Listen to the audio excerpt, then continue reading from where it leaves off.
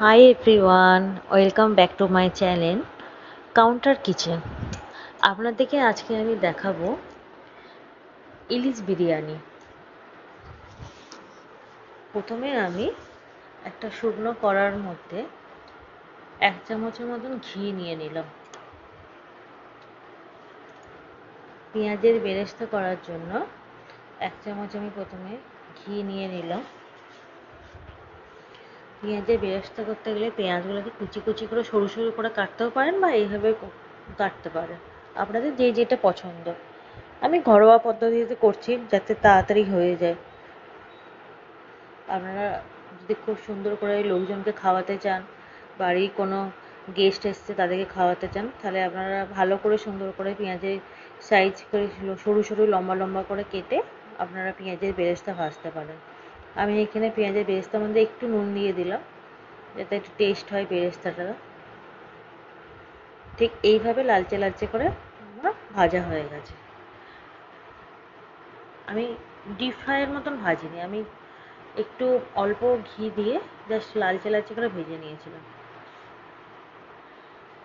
এরপর আমি একটা গোটা ইলিশ মাছ নিয়েছিলাম, সেই ইলিশ মাছটাকে আমি নুন হলুদ দিয়ে মাখিয়ে রাখছি। এখানে আমি ইলিশ মাছটা গোটা ইলিশ মাছের মাথাটা লেজাটাও নিয়েছি। আপনারা লেজা না নিয়ে ছ্যাঁকা হিসেবেও নিতে পারেন, কাটা পিস দেখে দেখে আপনারা নিয়ে নিতে পারেন। আমি এখানে আমার ইলিশ মাছের মাথা লেজাটা কোনো কিছু কাজে লাগবে না বলে আমি বিরিয়ানিতে দিয়ে দিলাম, কেন নষ্ট করব। দিয়ে একটু আমি এখানে দই দিয়ে দিচ্ছি, 2 চামচের মতন, 2-3 চামচের মতন দই দিয়ে দিচ্ছি। দিয়ে ভালো করে ম্যারিনেট করে নেবেন। ভালো করে আপনাদের চামচের সাহায্যে যদি অসুবিধা হয় ম্যারিনেট করতে, আপনারা এই হাতের সাহায্যে ভালো করে ম্যারিনেট করে নেবেন, যাতে ইলিশ মাছের ভেতরে নুন হলুদ আর টক দইটা ঢুকে। ঠিক এইভাবে ম্যারিনেট করে আমি রেখে দিলাম কিছুক্ষণের জন্য। এখানে আমি বিরিয়ানির প্যাকেটের যে মশলা পাওয়া যায় সমস্ত কিছু থাকে, গোলাপ জল, আতর, কেওড়া জল, বিরিয়ানি মশলা সমস্ত কিছু থাকে, সেইগুলোকে আমি নিয়ে এসে ওই মশলা যে মশলা আপনাদেরকে দেখালাম সেই মশলাটাকে শুকনো খোলায় নেড়ে নিয়ে আমি এখানে মশলাটাকে ঠান্ডা করে নিয়েছি। ঠান্ডা করে নিয়ে আমি গুঁড়ো করে নিলাম, দিয়ে ওটা একটা সাইডে ঢাকা দিয়ে রেখে দিয়েছিলাম। এখানে আমার ভাত কড়াইতে সিদ্ধ করতে দিয়েছি, তো ভাতের সাথে আমি ছোটো এলাচ, লবঙ্গ, দারচিনি কাঠ দিয়ে দিলাম। এখানে আমাদের দুজনের মতন বিরিয়ানি করছি। ঠিক চালটা এইভাবে সেদ্ধ হবে, অর্ধেক মতন, পুরোপুরি সেদ্ধ করতে যাবেন না, কেন বিরিয়ানি ভাপেতে আর একটু সেদ্ধ হবে। দিয়ে চালটা সেদ্ধ হয়ে যাওয়ার পর আমি ভাতটাকে জল ঝরতে দিয়ে দিলাম। দিয়ে এখানে আমি ঠিক ওই যেই কড়াইতে পেঁয়াজের করেছিলাম বেরেস্তাটা, সেই কড়াইতে আমি সর্ষের তেল দিয়ে দিয়েছিলাম। সাদা তেল নয়, সর্ষের তেল দেবেন। তার কারণ হচ্ছে সর্ষের তেলটা যখন আপনি দেবেন একটু ভালো করে সর্ষের তেলটা একটু গরম করবেন, তাহলে সর্ষের যে ঝাঁঝটা সেটা বেরিয়ে যাবে।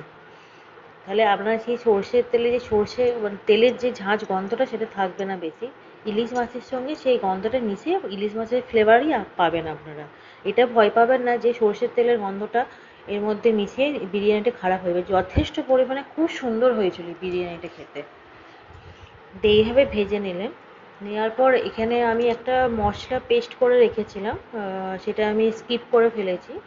এটা আদা, পেঁয়াজ, রসুন, মানে যে দুজনের মতন যদি করেন, একটা ছোট মাপের একটু আদা, পেঁয়াজ, রসুন, একটা পেঁয়াজ, 3-4 কোয়া রসুন, জিরে, হাফ চামচের থেকে কম, 1/4 ভাগ। আর হচ্ছে যে ধনে, হ্যাঁ ধনে দিয়েছি সামান্য, 1/4 ভাগ দিয়ে গুঁড়ো করে নিয়ে ওই মশলাটার সাথে আমি হচ্ছে যে ওই যেটা বিরিয়ানি মশলা সেটা একটুখানি দিয়ে আমি একটুখানি ওই একই তেলের মধ্যে, মাছ ভাজা তেলটার মধ্যে আমি ওখানে মশলাটাকে করে নিচ্ছি। দিয়ে তারপর একটুখানি নেড়ে চেড়ে নিয়েছিলাম মশলা দিয়ে। আমার আরেকটু মশলা রয়ে গেছিলো, তো সেই মশলার সাথে যে ম্যারিনেট করে রেখেছিলাম মাছটা, সেই দইটাকে আমি ওর সাথে দিয়ে আর একটু মিক্সিতে ঘুরিয়ে নেওয়ার পর আবার একটুখানি ওখানে দিয়ে পরিমাণ মতো সামান্য একটু জল দিয়ে দিলাম, একটু নুন দিয়ে দিলাম স্বাদ মতো। এখানে আর হলুদের ব্যবহার করা হবে না। দিয়ে ভালো করে মশলাটাকে কষবেন। মশলার যে কাঁচা গন্ধটা অলরেডি তো এমনি বেরিয়ে যাবেন, কেন আপনারা ওখানে বিরিয়ানি মশলাটা দিয়ে রেখেছিলেন। এই বিরিয়ানি মশলার জন্য একটা ভালো ফ্লেভার উঠেছিল। আপনি বাজারে গিয়ে বললেন আপনাদের বিরিয়ানি মশলা বললেই সমস্ত কিছু তার মধ্যে প্যাকেটে সমস্ত কিছু থাকে। এবারে সেই একই কড়াইটা আমি আর পরিষ্কার করলাম না, ঘরোয়া পদ্ধতিতে করছি, জাস্ট আপনাদেরকে দেখানোর জন্য। তাড়াতাড়ি দেখুন, আমাদের হচ্ছে বিজি লাইফস্টাইলে সবাই খুব তাড়াতাড়ি চায় যে তাড়াতাড়ি করে চটজলদি করে নিতে পারি। তো সেই জন্য আমি আর অত ঝামেলা করতে কড়াটাকে বারবার ধরে ধোয়ার ঝামেলা করলাম না। তার মধ্যে আমরা তো বাড়িতে এইভাবেই সাধারণ রান্না করে থাকি, তাই আমি এডিট না করি, যা আমি করেছি সেটাই আপনাদেরকে পুরো সাফিসিয়েন্ট দেখিয়ে দিচ্ছি। তো যাই হোক, একটু বেশি বক বক করে ফেলছি। যাই হোক, আপনাদেরকে দেখাচ্ছে এই কড়াইয়ের মধ্যে আমি তেজপাতাটা দিয়ে দিলাম দুটো, যাতে ভাতটা না ধরে দেয়। আপনি 4-5টা দিতে পারেন, যাতে ভাতটা না ধরে যায়, তলাতে না লেগে যায়। যে ভাতটা দিয়ে দিলাম, তার উপরে একটা লেয়ার দিয়ে মাছগুলোকে এক এক করে দিয়ে দিলাম, একটু মশলা টশলা দিয়ে দিলাম মাছে, একটু ভাতগুলো সব আমি দিয়ে দিলাম।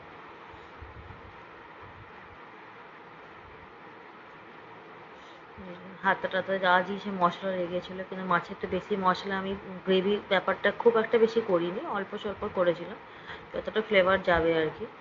আর এক পিস মাছ আমি লাস্ট তো মাঝখানে দুটো মাছ দিয়েছিলাম, এটা আমি একটা মাছ দিয়ে বাকি মশলাটা গ্রেভিটা দিয়ে দিলাম। দুজনের কতটা গ্রেভি করব বলুন, বেশি গ্রেভি হলে খাওয়া বেশি যাবে না, অল্প গ্রেভি আমাদের পছন্দ। যতটুকুন ভাতের সাথে দরকার বিরিয়ানি করতে গেলে ঠিক ততটা পরিমাণে গ্রেভি করেছিলাম। এই পদ্ম পাতাটা কিন্তু আমার বাগানের পদ্ম পাতা। আমি টবে পদ্ম ফুল, খুব সুন্দর পদ্ম ফুলের একটা চাষ করেছি, পরে আপনাদেরকে পারলে দেখাবো ভিডিও। যাই হোক, আমার পেঁয়াজের বেরেস্তাটা ছিল, আমি একটুখানি দিয়েছিলাম পেঁয়াজের বেরেস্তা। এটা আমার বিরিয়ানি যে ভাজা মশলাটা করেছিলাম, বিরিয়ানি মশলাটা ঘরোয়াতে রেখেছিলাম। আমি ওই প্যাকেটের বিরিয়ানি মশলা আমি ভালোবাসি না, আমার বাড়ির লোকও কেউ পছন্দ করেন না, তাই বাড়িতে তৈরি করে ফেলেছিলাম নিয়ে এসে। এখানে দিয়ে দিলাম। এবার এক এক করে সমস্ত কিছু আমি দিয়ে দেবো একটা একটা করে।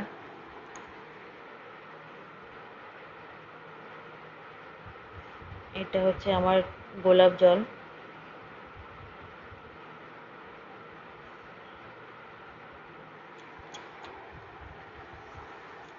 এটা হচ্ছে কেওড়া জল। ঠিক এইভাবে শিশেগুলো ঠিক ওই মশলার সাথে পাওয়া যায়, ছোটো ছোটো পরিমাণ মতো। আর আর একটু আতর। শুনুন, এই প্যাকেটটা যখন কিনবেন না, এই যে আমি যে পুরোটা দুজনের জন্য কোথায় রাখবো, এটা আমি রাখলেও রাখতে পারতাম, কিন্তু আমি পুরোটা দিয়ে দিয়েছি। এই বিরিয়ানি মশলার যে প্যাকেটটার মধ্যে থাকে না, সেটা আপনাদের 5 জন যদি করেন তাও ভালোভাবে এটা হয়ে যায়। তাই আমি একটুখানি ঘি দিয়ে দিলাম। মানে আমাদের কেউ বেশি রিচটা পছন্দ করে না, যতটা লাইট বানানো যেতে পারে, কিন্তু বেশি তো লাইট তো খাওয়া যাবে না বিরিয়ানির ব্যাপারটা, যতটা আমি চেষ্টা করছি লাইট করার জন্য।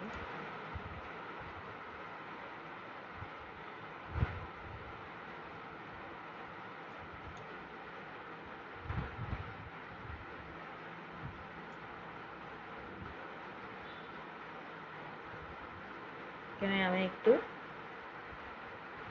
কেশর দিয়ে দুধটাকে ভিজিয়ে রেখেছিলাম, কিন্তু কেশরের কোনো রকম রং আসেনি, শুধু দুধটা সাদাই দেখা যাচ্ছে, এখানে দিয়ে দিলাম। সেখানেতে বাজার থেকে কিনে আনা কেশর, এখন কেশরেরও রং ঠিক মতন পাওয়া যাচ্ছে না।